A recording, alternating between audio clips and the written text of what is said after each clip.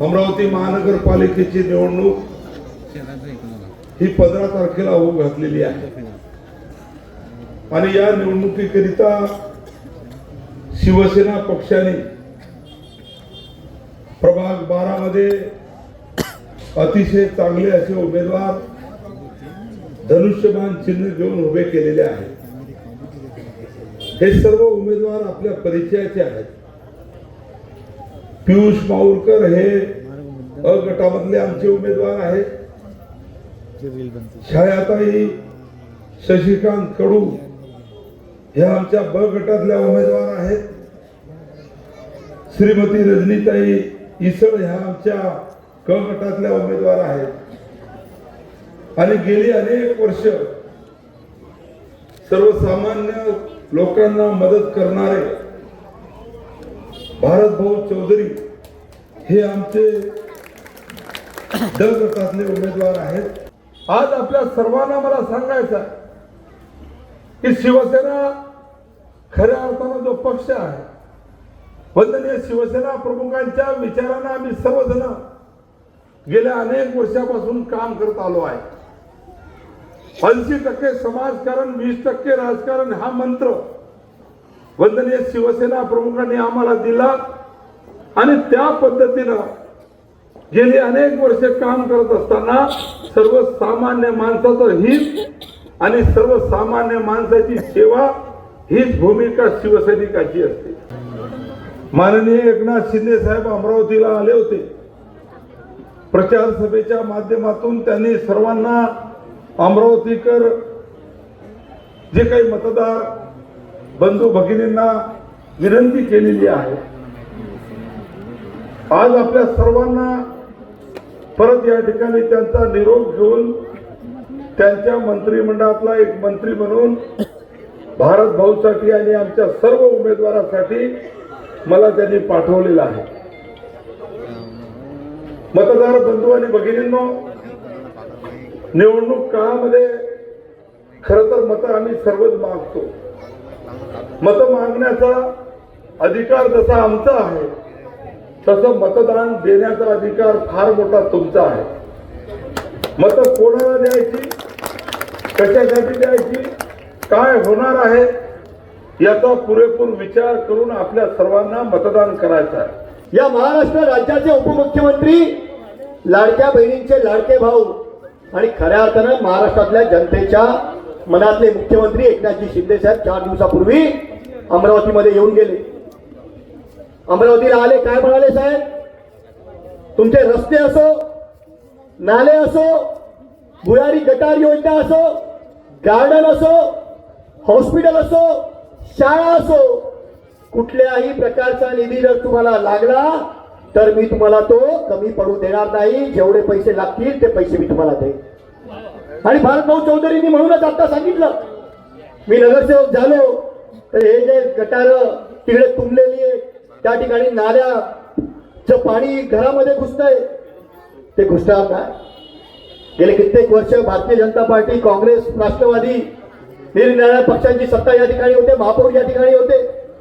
आज अमरावती शहरामध्ये जर आपण पाहिलं तर घाणीचं साम्राज्य त्या ठिकाणी आहे।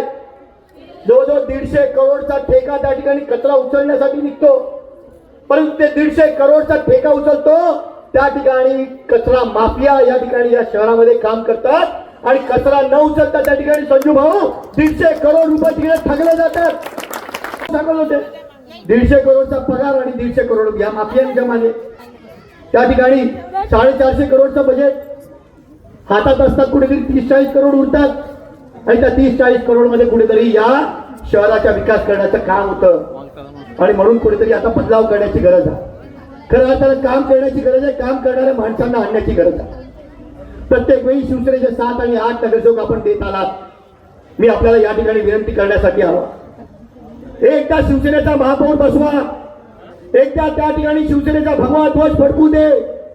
मी आपल्याला सांगतो, या महाराष्ट्र राज्याचे उपमुख्यमंत्री एकनाथजी शिंदे साहेब जे स्वतः नगर विकास मंत्री आहेत, कारण जर खऱ्या अर्थानं जर शहराचा विकास करायचा असेल, शहरासाठी जर पैसे आणायचे असतील, मूलभूत सुविधांसाठी जर पैसा आणायचा असेल तर ते पैसे कोण देऊ शकतं?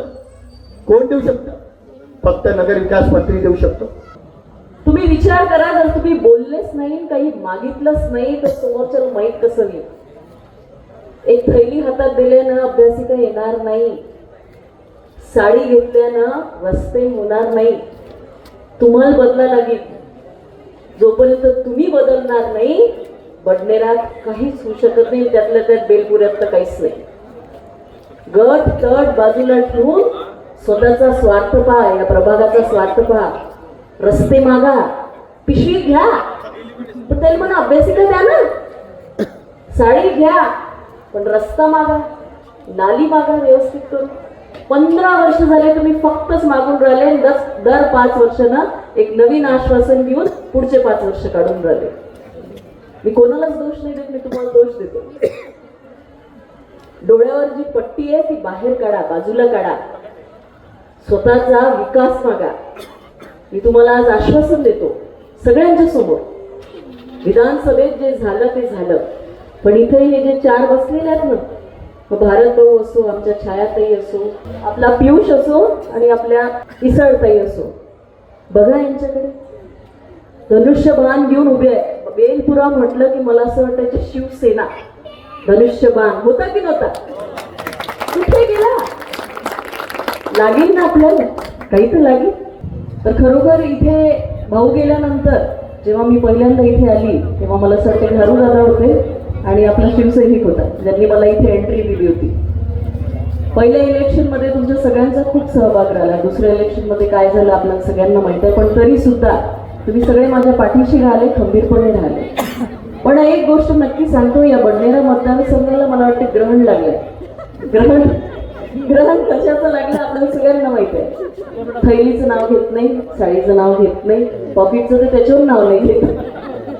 पण एक गोष्ट नक्की सांगतो, हे सगळं सुरू राहते, सगळं घेतल्या जाते, बऱ्याचशा गोष्टी दिल्या जातात. इलेक्शन म्हटलं की कधी कधी सगळ्यांसाठी दिवाळी असते. पण एक गोष्ट सांगा, इथं बदल काय झाला? जो 15 वर्ष आधीचा बेलपुरा होता तो आजही जसाच्या तसा आहे. हो की नाही? कुठे दिसते अभ्यासिका? तुम्हाला अंगणवाडी पाहिजे होती ना? कुठे दिसून राहिली? तुमच्या नाल्या तशाच आहे, तुमचे रस्ते तसेच आहे. हे 2 शब्द मी आज याच्यासाठी देतो की हे मी करीन, पण त्याच्यासाठी सगळ्यात पहिले तुम्हाला आमच्यावर विश्वास दाखवावा लागेल. मतदान या 15 तारखेला 4 उमेदवार आहेत. साने पाटील साहेबांनी सांगितलंच काय करायला पाहिजे काय नाही. पण एक गोष्ट लक्षात ठेवा, बदल तुम्हाला आणायचा आहे. मी प्रत्येक वेळी येतो, बोलतो, चालली जातो, पण मला फरक नाही दिसत. यावेळेस मी तुमच्यावर टाकतो, निर्णय तुम्ही घ्या. आणि आपल्या या प्रभागाचे सर्व उमेदवार अ गटामधून उभे असलेले पियुष माहुरकर ज्यांचे बटन क्रमांक 5 आहे, जो छाया जगताप, शशिकांत कडू ब गट ज्यांचं बटन क्रमांक 1 आहे, श्रीमती रजनीश कृष्णा इसळ क गटामधून बटन क्रमांक ज्यांचं 1 आहे, भारत चौधरी ग गटामधून ज्यांचं बटन क्रमांक 3 आहे. आणि उपस्थित सर्व माता भगिनी, उपस्थित मतदार बंधू आणि भगिनी, आपण या ठिकाणी आज हे जे 4ही उमेदवारांचे मी या ठिकाणी नाव घेतले त्यांच्या प्रचारासाठी आपण या ठिकाणी जमलेलो आहोत. निवडणूक सुरुवात झाली, बराच काळ निघून गेला, मधला टप्पाही संपत आला आणि जवळपास शेवटच्या टप्प्यामध्ये आता निवडणूक पोहोचलेली आहे.